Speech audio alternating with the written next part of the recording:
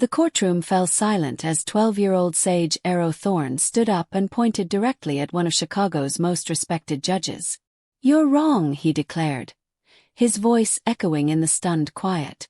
No one could have imagined this single moment of bravery would expose a criminal empire worth hundreds of millions of dollars, bring down a corrupt federal judge, and unravel Chicago's biggest real estate fraud scheme in history.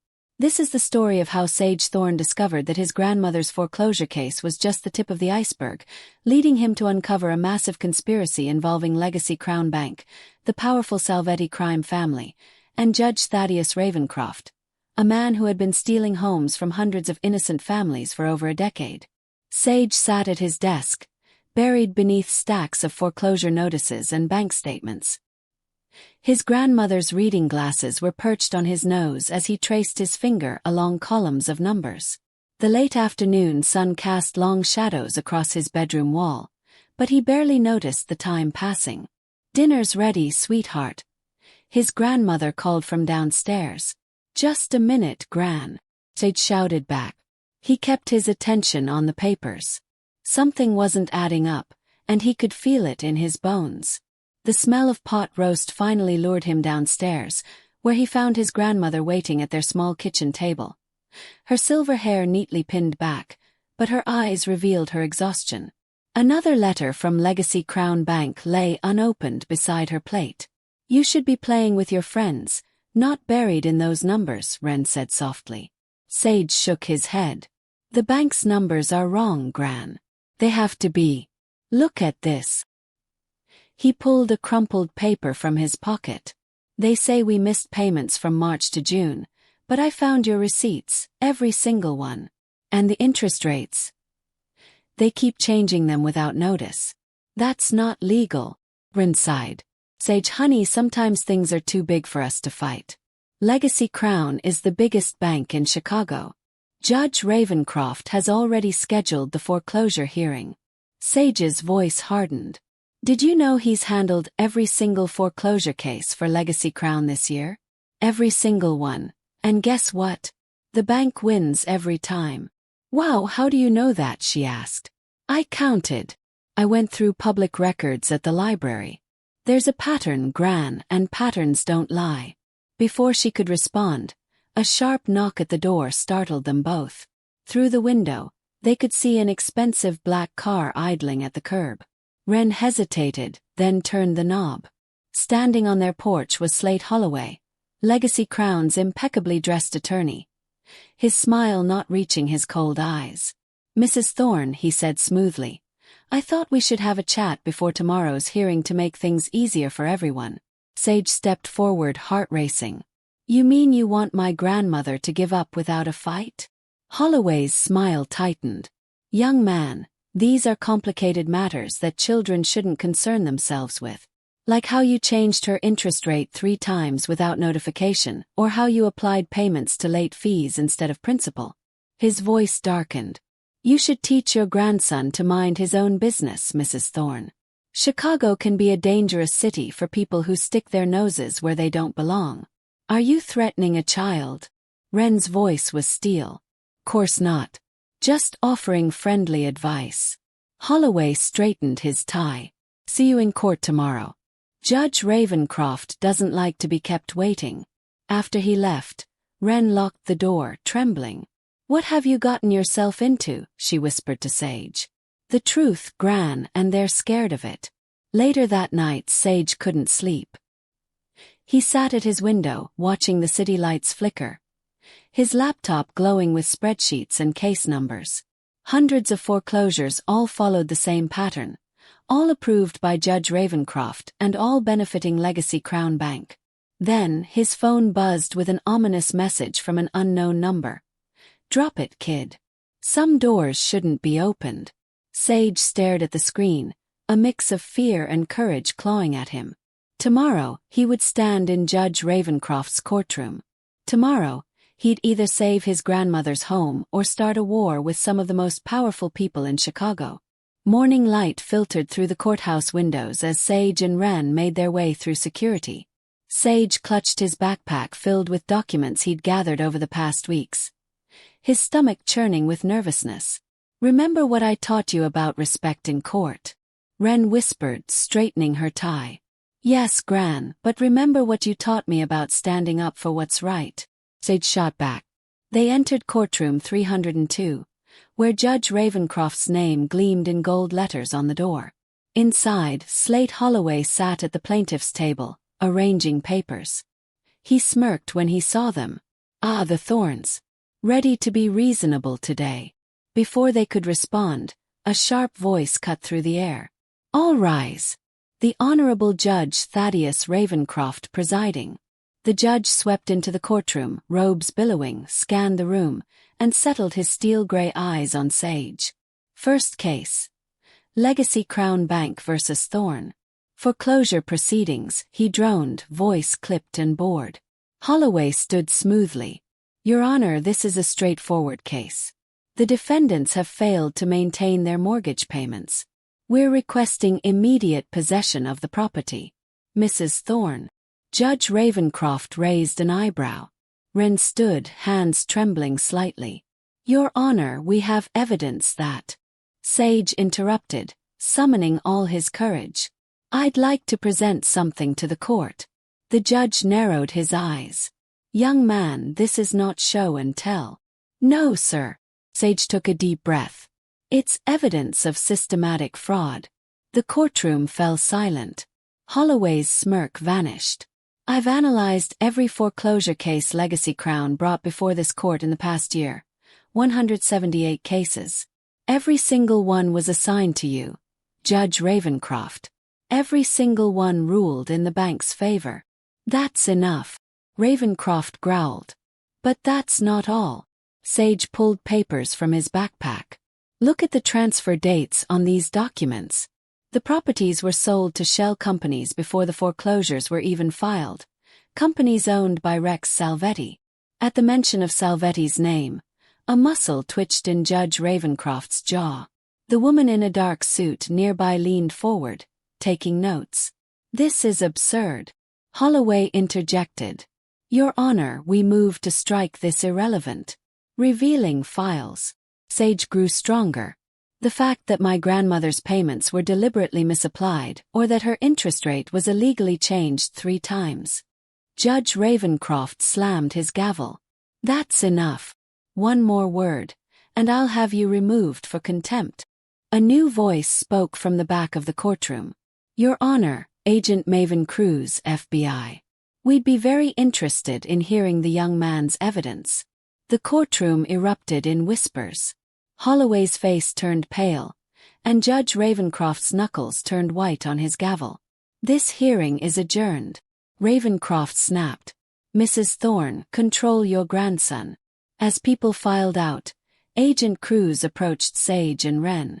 That was quite a presentation. Would you mind coming to my office to discuss it? Before Sage could answer, he noticed a man watching from the back of the courtroom. Rex Salvetti himself, his cold eyes and expensive suit sending chills down Sage's spine. Outside the courthouse, Nova Santiago, a community organizer Sage had contacted, was waiting along with other families facing foreclosure. Their eyes were full of hope. Is it true? Nova asked. Did you find proof? More than proof, Sage said. I found a pattern, and it's bigger than we thought. That evening, as Sage and Wren drove home, a black SUV pulled up beside them at a stoplight. The window rolled down, revealing Rex Salvetti. Smart kid, he called out, too smart for your own good. It'd be a shame if anything happened to your grandmother's car. Brakes fail all the time in Chicago. The light turned green, and the SUV sped away, leaving Wren shaken and Sage's mind racing. They drove home in silence, both knowing everything had changed. At home, Sage spread his evidence across the kitchen table while Wren made tea with trembling hands. Maybe we should stop, she whispered. Move in with my sister in Milwaukee. How can we do that when people are counting on us? Sage replied, urgency pulsing through him. He pulled up files on his laptop. Look at this. Every foreclosed property gets sold to a different shell company, but they all trace back to the Salvetti crime family. Then the properties get flipped for double, sometimes triple, the value. Those are dangerous people, Sage, Ren said nervously. So we get help, he exclaimed. Look at this news article from 3 years ago. A bank whistleblower named Rain Jean tried to expose corruption at Legacy Crown. She disappeared before she could testify, but I found her. She's alive, living under a different name, and I think she knows even more than I do. Suddenly, a knock at the door made them freeze. Through the window, they saw Agent Cruz standing on their porch, holding a thick file. Your grandson's evidence, she said when they let her in. He only found the surface. This goes deeper than anyone realized.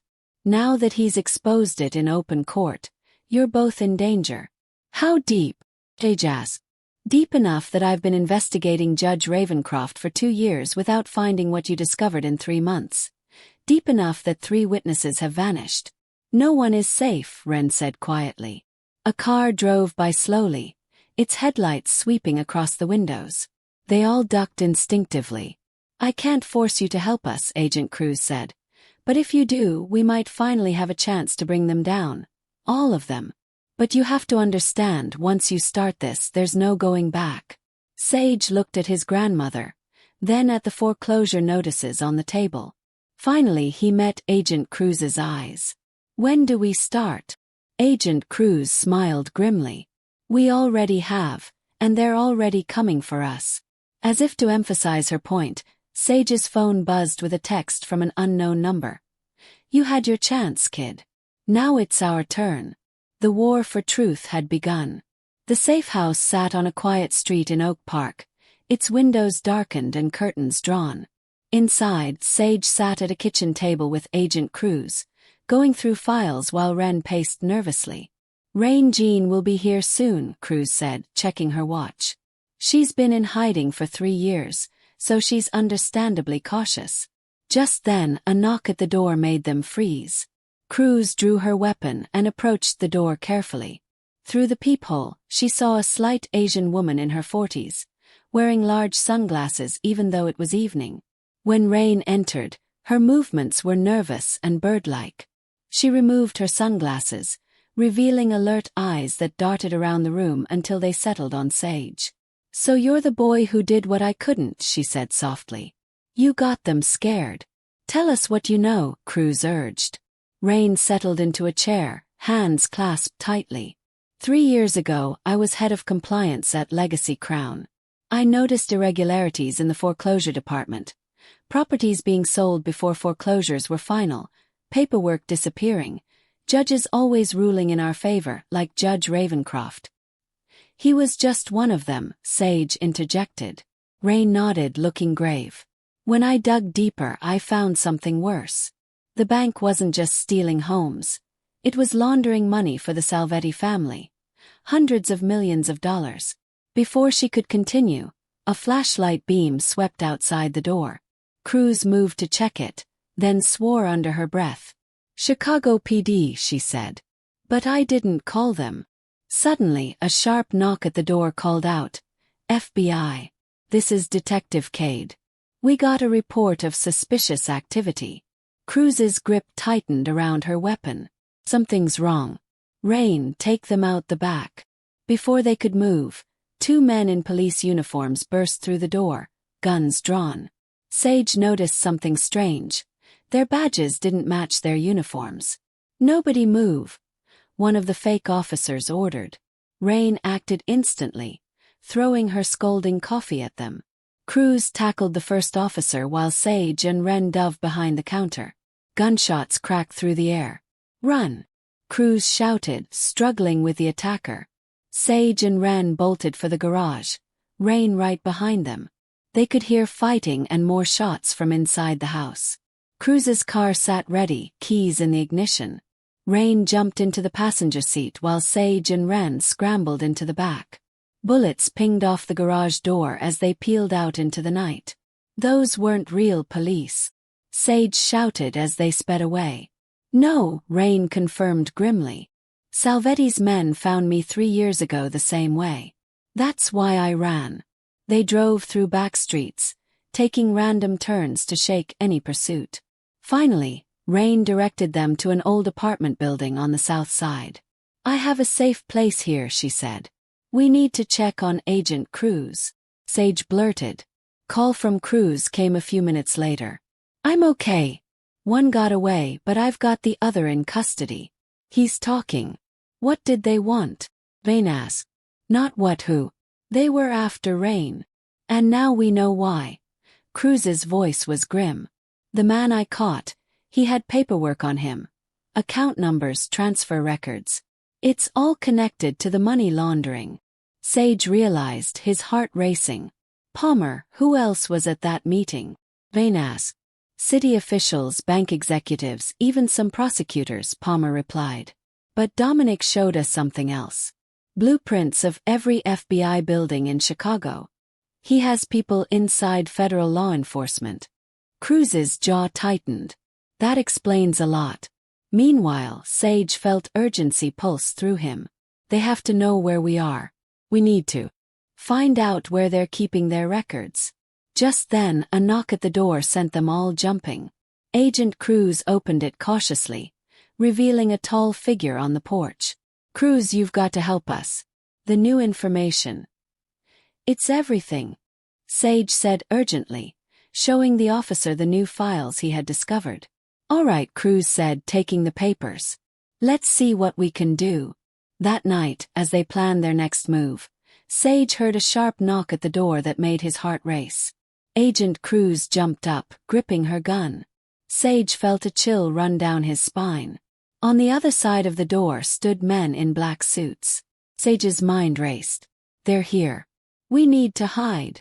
Just then the door burst open. Gunfire erupted, sending Sage and Ren diving for cover. They scrambled out of the back as flashes of light filled the room around them. Get to the van, Cruz shouted, directing them toward the back exit as they ran through the chaos. Sage's heart raced. They piled into the vehicle as the gunmen stormed in behind them. The van screeched to life, and Cruz slammed on the gas. They swerved through the streets, dodging bullets. This is getting crazy, Ren exclaimed, fear lacing her voice. They know we're onto them, Sage said. They'll do anything to save their empire. But Sage had a plan. They needed more help, and they needed it fast. He pulled out his phone with shaking hands. I'm sending a message to Nova. While Cruz drove, Sage quickly typed out a text. We're in trouble. Meet us at the community center.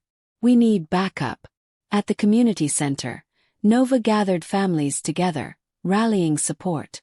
We will not be silenced. We deserve our homes and our lives back, she shouted. Sage felt a surge of hope thinking about the power of unity. As people joined their cause, the atmosphere transformed. Families started to gather around Sage, cheering him on. What do we want? Nova yelled. Justice, the crowd echoed back. And when do we want it? Nova pressed. Now, came the response from the growing crowd. Sage watched in amazement, heart swelling with pride. People were no longer afraid. They had bathed in the light of truth, and it burned bright. Meanwhile, across town, the Salvetti crime family gathered in a penthouse, contemplating their next moves. Dominic Salvetti glared at his associates. That boy must be dealt with. He's ruining everything we built. Don't worry, boss. I'll take care of it, one of the men replied. But Sage's spirit only grew stronger. When they finally returned to the building, Sage looked around at the faces of those who had come to stand by him. We will fight this together. They can't take from us what we've built. Suddenly, the lights flickered and a loud noise echoed. Sage's heart raced as he spotted a familiar black sedan parked down the street. It was Salvetti's car. Their watch is never over, Sage muttered. No matter what they think, we've got something they don't, Cruz said, her gaze steady. Hope. The next few days flew by with the community standing together, growing stronger. Sage was in constant contact with Nova and Rain, organizing how to best confront the Salvetti crime family for the last time. When the time came, Sage stood confidently in front of the crowd, ready to reveal their evidence. As the crowd murmured, he raised his voice above the noise. Today we reclaim what is ours. Not just our homes but our lives. They'll never take away our power again. The audience erupted in cheers, giving Sage the strength he needed. Justice is coming for you, Salvetti, he shouted. And we will not be silent. As the tension thickened in the air, the masquerade began to unravel. The Salvetti family felt the pressure of the truth closing in. They began to lose their grip on power, their empire collapsing around them. As Sage and the community fought, their numbers grew, hammering back against those who thought they could control lives and homes. Sage felt hope radiate from everyone standing together. One afternoon, in the heat of the fight, Sage finally confronted Rex Salvetti face to face. Stepping forward confidently, he pointed a finger at him. You can't scare me anymore. You've lost your grip. Salvetti's eyes narrowed dangerously, but before he could respond, the evidence flooded in through the crowd, proving the depth of his corruption. With every revelation, his empire crumbled further, and they tore down the walls he had built. The night of victory arrived as dawn broke over the city. Sage, Ren, Nova, and Rain stood together, looking out at all the people gathered below, cheering for what they had fought for. The crowds sang, their spirits high, celebrating everything they had accomplished. They had reclaimed their homes, their lives, and their communities. This is just the beginning, Sage declared, raising his voice. From now on, no one can silence us. Tears of joy streamed down Ren's face. She knew their victory was about so much more than reclaiming homes. It was about bringing people together, about forging a community. You've changed everything, she whispered to Sage. Together, he replied. We've changed everything. And as the sun began to rise, illuminating the city anew, hope filled the air like a warm breath. This was not just the end of one fight. It was the dawn of a brighter future, where trust and justice would reign. Because in the end, they hadn't just defeated corruption. They had built something stronger, community. And that was a victory that no one could ever foreclose. A year later, the families gathered for a festival at the community center. A celebration of resilience and unity. Sage stood at the front, his heart full of pride as he watched the kids play and families smile. Their fight had shown him the true power of standing up for what was right. Together, they had transformed fear into strength and despair into hope. As he looked around, he realized every challenge they faced had brought them closer. And now, they were ready for anything that might come their way. The war might have been over, but the journey toward justice and community had just begun. Then, if you enjoyed this story, click on your screen for 2 more incredible tales. And don't forget to subscribe. It means the world to us.